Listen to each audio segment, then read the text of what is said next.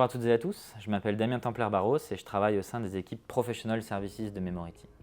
Je vous souhaite la bienvenue dans cet atelier qui va vous montrer les capacités d'intégration de Memority avec des services tiers.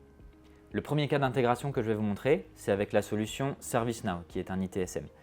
Ce qu'on va faire ensemble, c'est qu'on va avoir une utilisatrice finale qui s'appelle Anna Amari qui va se connecter à ServiceNow pour faire une demande de droit. Cette demande de droit, elle sera soumise à la validation de deux personnes, celle de son manager, suivie de celle du responsable de l'application à laquelle elle essaye d'accéder. Et enfin, on ira voir quelques paramètres en tant qu'administrateur fonctionnel en utilisant mon compte. Ce que je vous propose, c'est qu'on passe tout de suite à la démonstration. Je vais accéder à mon environnement de démonstration de ServiceNow et je vais essayer de me connecter en tant que mon utilisatrice finale, Anna Amari. Donc, ServiceNow est fédéré avec Memority, donc je peux me connecter en utilisant mes identifiants Memority. Voilà, je vais me connecter et je vais être redirigé vers ServiceNow. Donc ServiceNow, c'est un ITSM, c'est-à-dire c'est un kiosque depuis lequel les utilisateurs finaux peuvent faire tout type de demande. Demander une souris, demander une ouverture de flux, déclarer un incident et pourquoi pas demander aussi des habilitations sur des applications. Donc ici, c'est ça qu'on va faire. On va essayer de se demander un droit à l'application Jira.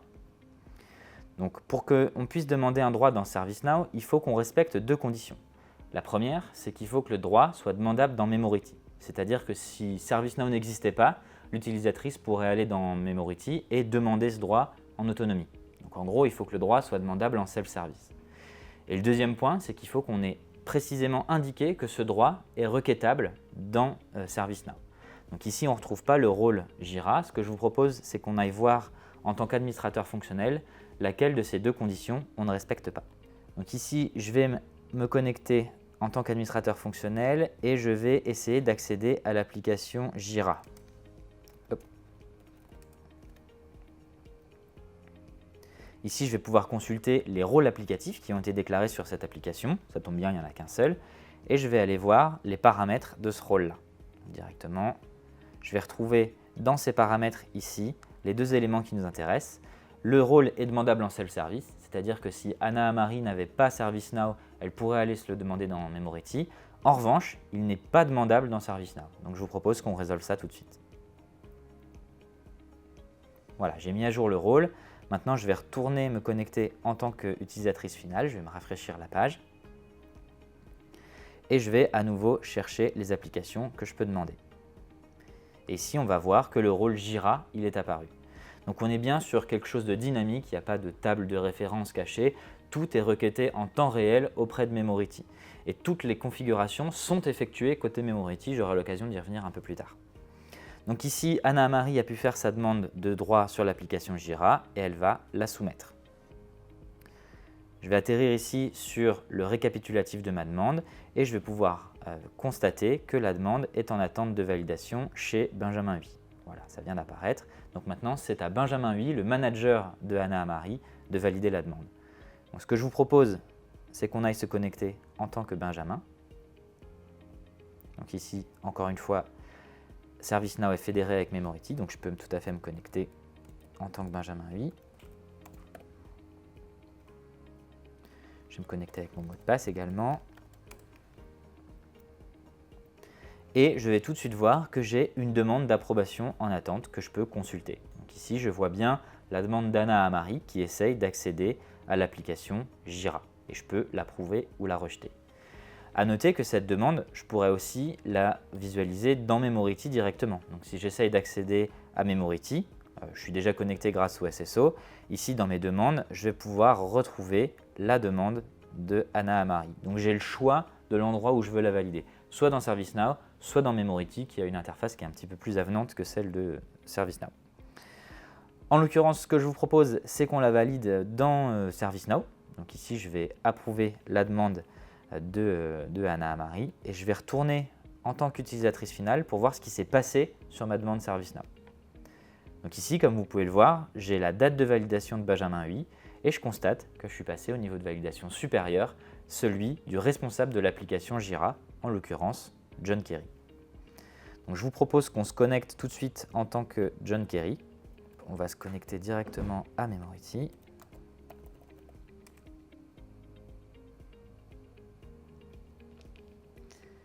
Ici, j'utilise un autre moyen d'authentification qui est l'application mobile de Memority et je vais être redirigé vers le portail.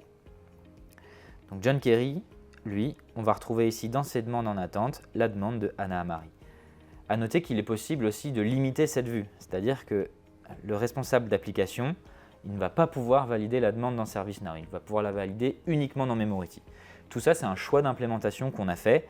Par exemple, on peut se dire que le responsable d'application, en tant que responsable d'application, il doit saisir des informations dans Memority que ServiceNow n'a pas à connaître. Donc il n'y a pas de raison qu'il puisse transmettre ces informations à ServiceNow et donc le responsable d'application ne peut pas valider la demande dans ServiceNow.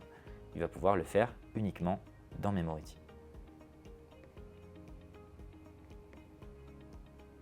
Voilà, je vais pouvoir valider la demande. OK pour moi, signé John Kerry.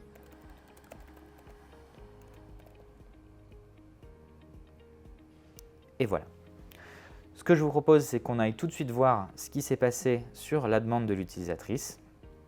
Et on va pouvoir voir ici l'horodatage de la validation de John Kerry et des commentaires qui ont été publiés pour informer l'utilisatrice que son droit a bel et bien été donné. Si on rafraîchit la page ici, on va bien voir que le droit a été donné. On ne va pas croire on va pas croire ServiceNow sur parole. Ce que je vous propose, c'est qu'on aille voir directement dans le portail de Memority si le droit a bel et bien été donné. Donc, je vais me connecter en tant qu'Anna Amari sur mon cockpit d'identité. Dans mes rôles applicatifs, je vais pouvoir voir ici le rôle Jira. Et je retrouve bien un rôle Jira qui a été donné de façon manuelle. Donc, pour qu'on comprenne bien ce qui s'est passé d'un point de vue technique entre ServiceNow et Memority, au moment où l'utilisatrice elle clique sur Application Access, ServiceNow va appeler les API de rôle de Memority pour récupérer la liste des rôles qu'elle peut demander. Une fois qu'elle a fait sa demande, ServiceNow va appeler les API de Workflow de Memority pour créer un workflow qui sera 100% géré côté Memority. Memority, lui, va appeler les API de ServiceNow en retour pour créer un item validation dans ServiceNow qui pourra être validé ou non par le manager. Ensuite, une fois qu'il aura validé, par exemple, les API de ServiceNow vont appeler à nouveau les API de Workflow de Memority pour mettre à jour le workflow. Et dans un deuxième temps, pour la validation du responsable applicatif, on aura le même process, sauf qu'on n'appellera pas les API de ServiceNow, puisque souvenez-vous, l'application owner, il ne peut valider que dans Memority. Et enfin, une fois que la demande est traitée, on va pouvoir mettre à jour la demande initiale avec une approbation ou un refus, et on pourra éventuellement, en cas d'approbation, provisionner le droit sur l'application. Donc on va passer au deuxième cas d'usage d'intégration avec Memority. Je vais vous montrer comment un événement dans Memority peut déclencher la création d'un item dans une solution telle que ServiceNow. En l'occurrence, ici, je vais me connecter sur le profil de Anna Amari en tant qu'administrateur fonctionnel et je vais lui demander un équipement matériel. Donc ici, dans la section matériel, je vais pouvoir me sélectionner un casque audio et je vais en faire la demande. J'ai besoin d'un commentaire qui est obligatoire. Et voilà, cette demande de matériel, elle va être soumise à la validation du manager d'Anna Amari, qui est toujours Benjamin Huy. Donc je vous propose qu'on se reconnecte en tant que Benjamin Huy.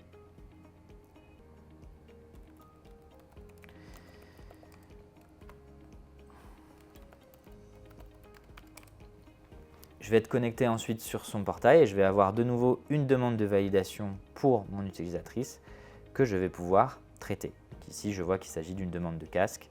Je peux la traiter directement. Donc maintenant que Benjamin Huy a validé la demande de sa collaboratrice, je vais pouvoir retourner sur son cockpit d'identité en tant qu'administrateur fonctionnel et constater que le droit a bien été assigné. En l'occurrence, c'est un groupe d'affectation dans ServiceNow qui se charge de donner des équipements aux collaborateurs et il travaille sur la base de tickets. Donc on va pouvoir ici constater dans l'onglet ServiceNow, consulter toutes les demandes, toutes les interactions qui a eu lieu entre Memority et ServiceNow, tous les tickets qui ont été créés si vous voulez. Donc ici, par exemple, je vais bien retrouver la demande de matériel de Anna. Je vais pouvoir la consulter, avoir des informations, quand est-ce qu'elle a été créée, son statut, etc. Et si je cherche ici cette référence directement dans ServiceNow, je vais pouvoir voir où est-ce qu'elle en est. Voilà, je me suis connecté au portail d'administration de ServiceNow et ici, je vais pouvoir chercher la tâche telle qu'elle a été identifiée par Memority et je vais retrouver le détail de cette demande. En l'occurrence, on va voir que c'est une demande qui n'est pas encore traitée. Alors, elle n'est pas beaucoup complétée parce que notre cœur de métier, ce n'est pas de paramétrer des catalogues items de ServiceNow. Mais ici, je vais pouvoir, moi, en tant que membre du groupe d'affectation en charge de donner des équipements, je vais pouvoir la fermer, par exemple. Donc ici, je vais fermer la tâche et je vais revenir côté Memority pour voir si l'information a bel et bien été transmise. Et ici, si je retourne sur cette demande de matériel, je constate qu'elle est bien passée en statut completed. Voilà qui clôt nos 2 scénarios sur ServiceNow. Ce que je vous propose, c'est qu'on passe à notre dernier scénario qui va être l'intégration avec un logiciel de KYC type DocaPost. En fait, ce qu'on constate aujourd'hui, c'est que de plus en plus d'entreprises, elles souhaitent ou elles ont légalement besoin de recueillir un ensemble d'informations à votre sujet. Je peux vous citer un exemple, une société par exemple de location nouvelle génération 100% digitale. Avant de vous autoriser à louer un véhicule, ce qu'elle va vous demander, c'est de vérifier votre identité en scannant votre visage et un document d'identité comme un permis de conduire ou une carte d'identité. C'est ça qu'on va faire ensemble aujourd'hui. Je vais ici me connecter sur le profil d'Aurélie Junity et je vais lancer un processus de vérification d'identité. Je vais me connecter au cockpit de l'identité Camdo pour lancer un processus de vérification. Ce qu'il faut savoir, c'est qu'ici, je le lance depuis un portail d'administration. Dans un cadre plus réel, ce serait lancé au moment de la création du compte de l'utilisateur sur l'application marchande.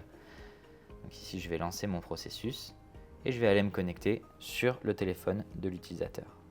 On voit que j'ai bel et bien ici reçu un mail.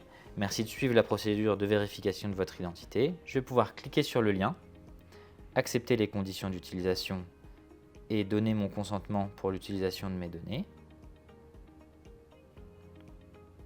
Je vais choisir le document que je souhaite scanner. En l'occurrence, ce sera ma carte d'identité. Et je vais pouvoir prendre une photo de ma carte d'identité. Donc, je vais d'abord prendre une photo du recto.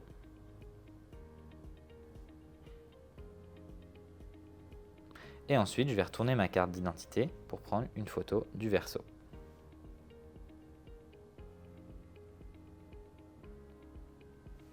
Maintenant, DocaPost va me demander de scanner mon visage pour confirmer les informations présentes sur la carte d'identité. Donc ici, je vais scanner mon visage. Hop, envoyer la photo. Et il va me demander quelques vérifications supplémentaires. Hop.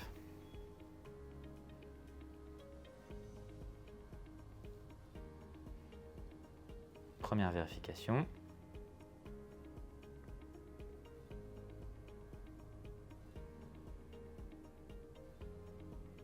Voilà, c'est bon.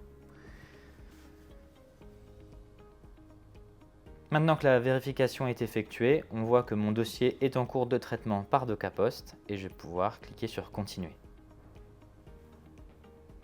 Donc ici, si je rafraîchis la fiche de l'utilisateur, je vais pouvoir constater qu'en fait, des champs ont été modifiés par les valeurs qui étaient présentes sur ma carte d'identité. Notamment le nom-prénom. On voit qu'Aurélie Junity ne s'appelle plus Aurélie Junity, mais bien Damien Templaire.